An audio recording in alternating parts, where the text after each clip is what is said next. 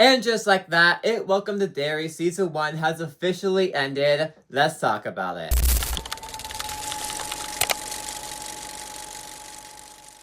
Now for a bit of preference, I absolutely love It Chapter 1 and Chapter 2. I know Chapter 2 is a bit more controversial, but I still love it. Not so much the miniseries, but I love those two newer It films. Especially Bill Skarsgård as Pennywise. I just loved how those two films are crafted. And they're some of my favorite horror movies of all time.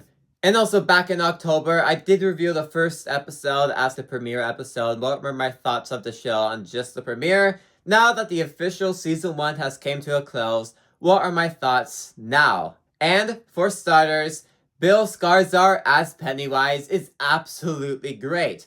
The moment Pennywise finally comes into the show, he absolutely steals every single scene that he is in.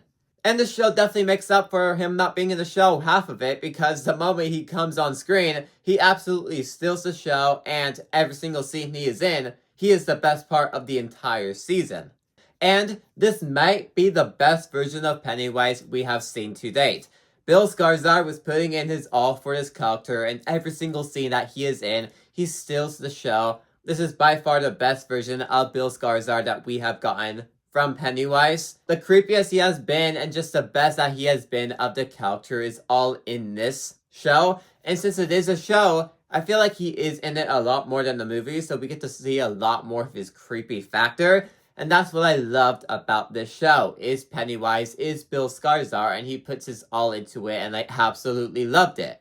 But of course, what makes the original It movie so good in the first place are the kid characters, are the kid dynamics. And I'm so glad that that kid dynamic storyline is brought over into here with a few extra things dragged on over. Because the characters are also a fantastic add to this season.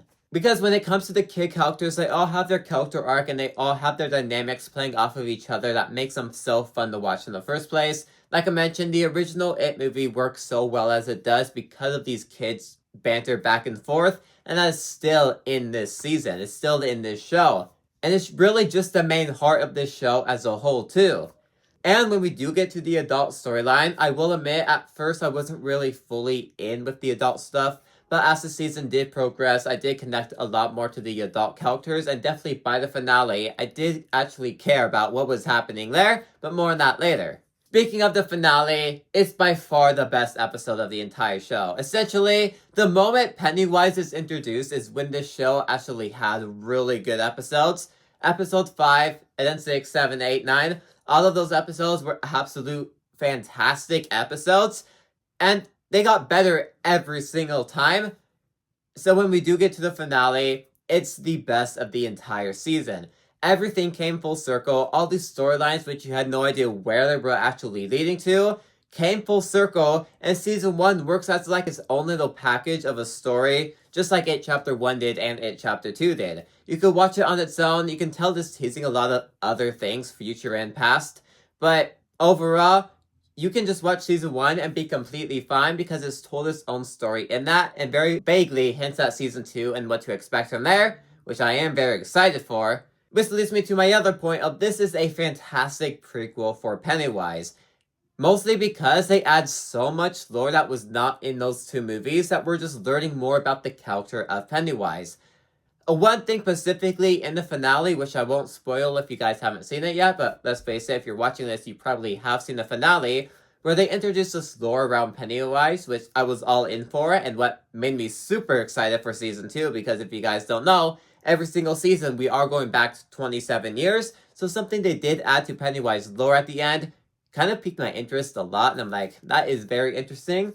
And like always, the horror is still great. Specifically, episode 5, when Pennywise was being introduced, he was full out fantastic in episode 5. And then throughout that, we still get some fantastic horror scenes with Pennywise.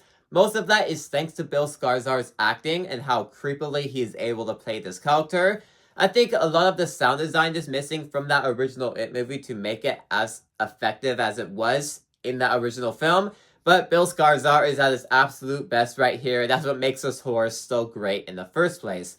And even when we do get to episodes like episode 2, before Pennywise was truly in here, the horror was there and was creepy, specifically in episode 2. I think it was the bedroom scene. I think that one was really effective. It was all CGI though, so it wasn't really as great as it should have been. So I think adding a bit more sound design here and there and a bit more Bill Skarsgård for season 2 would really make all this horror more effective, but what we did get, I did like. But real quick, if you want to help me reach my goal of 1K by the end of the year, consider subscribing. Let's continue. And I've kind of hinted this a lot throughout this review, but the first half of the season was extremely boring. The show took way too long to finally get Pennywise in the show, to finally get Bill Skarsgård on screen. But yes, the suspense was fun every week to see if we actually were going to see Pennywise again, but also to that point, it was so slow without him in there.